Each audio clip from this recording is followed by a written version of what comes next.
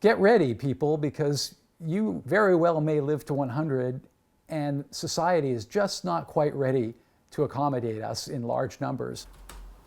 Journalist William Kole has long been fascinated by centenarians. His grandmother, a former toe dancer and pianist for silent movies, was one of them. My grandmother was born in 1899 and died in 2003, just shy of her 104th birthday. And when you have somebody like that in your family, it just leaves an indelible impression on you. Kole has been writing about extreme aging since the 1990s. While based in Paris, he reported on Johnkelmont, a French woman who lived to 122. The world's oldest person on record garnered worldwide media attention. She lives at a retirement home at Arles in southern France. She was a very amusing individual. My favorite quote was, "I only have one wrinkle and I'm sitting on it." He also covered Dr. Jack Kevorkian, a controversial pathologist who helped end the lives of more than 100 terminally ill people. In a journalism career, there's a lot of death and dismemberment and tragedy. I think that just helps you to treasure life and family. And then when you see people living to these incredible ages, you have a real appreciation for everything they've had to overcome to get there. Kole's fascination with aging and life motivated him to write The Big 100, the new world of super aging. You talk in the book about how we are on the verge of this longevity revolution. Why are we expected to see so many people reach 100 and beyond? The baby boom generation is a big deal numerically. There are more than 70 million of us. I say us because I'm a boomer myself. So in the next 25 years, they're going to be aging into triple digits. And that will drive the numbers of people living to 100 significantly. On top of that, advancements in medicine have also contributed to an influx of centenarians, some of whom are still working, including 101-year-old producer Norman Lear. He created sitcoms like All in the Family. Now on three, okay? 1, 2, 3. And many inching their way toward 100 aren't slowing down. Actor William Shatner was 90 when he became the oldest person to blast off into space in 2021. Oh, Jesus. The odds of a centenarian making it to space are growing. Researchers at Stanford University say 50% of 5-year-olds in the United States can expect to reach a triple-digit lifespan. Some of us may live to 100 and not want to. You know, we have the genes and the healthy lifestyle that's going to take us there. The problem is, are we ready as a society for a 100-year life? The short answer, Kole says, is no. For starters, Social Security's trust fund reserves are expected to run out of money in a decade. He's conscious of what it costs to live a long life. He recently retired as New England editor for the Associated Press, but decided to take on part-time work as a copy editor. I enjoy the work, keeping my hand in journalism, but I'd be lying if I said that a primary motivation wasn't to make bank.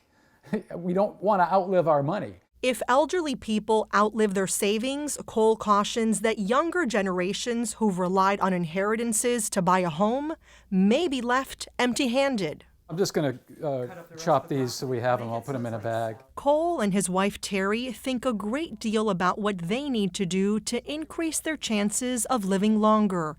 They want to be around for their 2 children and their 2 grandchildren. Kole's also encouraged by his 92-year-old mom, who lives alone in the house where he grew up.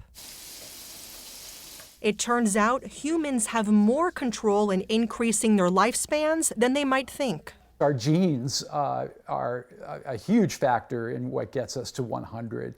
But it's very interesting that from birth to 90, our behaviors account for about 75% of success in living that long, and the genetic piece is about 25%.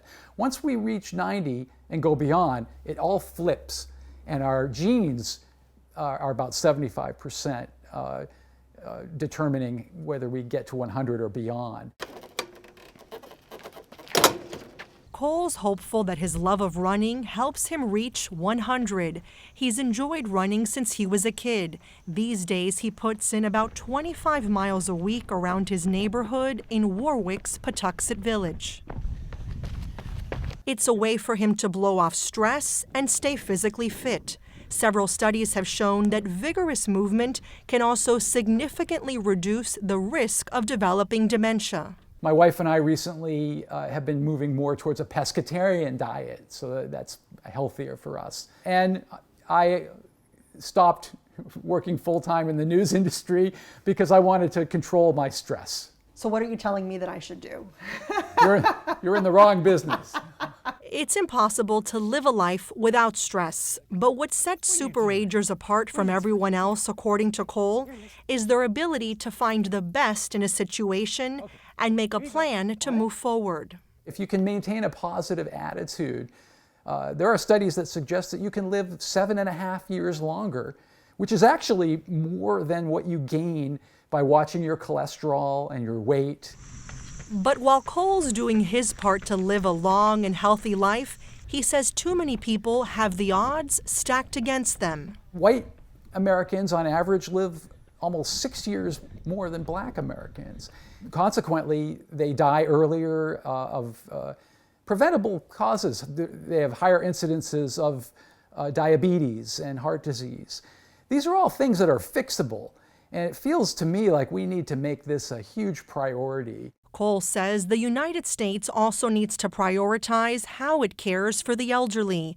The number of caregivers who work with seniors is projected to drop significantly in the coming decades. We live in a very youth-obsessed, ageist society, frankly. We value young people over elders in many respects.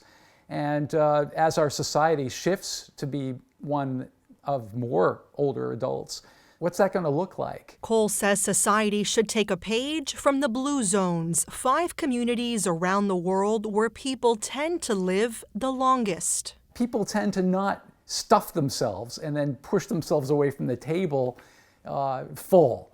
They eat until they're 80% full and then they stop. Another thing is good sleep hygiene. They get at least 8 hours, a minimum of good sleep.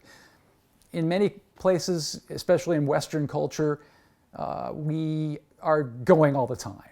That's not a recipe for a 100-year life. Hello, you're so pretty. Did you just get a shampoo? Social isolation isn't part of the recipe either. Okay, here you go. Want it? That's your ball. Kole's in good company, but he acknowledges many people are growing old alone. The U.S. Surgeon General recently declared loneliness to be a public health crisis. Really being lonely is like smoking 15 cigarettes a day. That's how harmful it is to our bodies. What scares you most about the prospect of getting to 100 and older? I think loneliness, outliving a child is just not something anybody wants to do.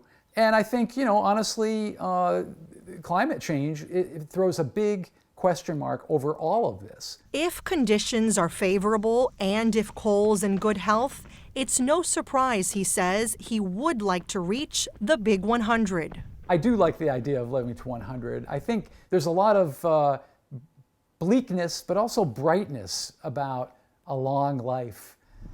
Time spent creating and contributing more to society. Extra years spent in the company of those we love the most. It's beautiful, potentially.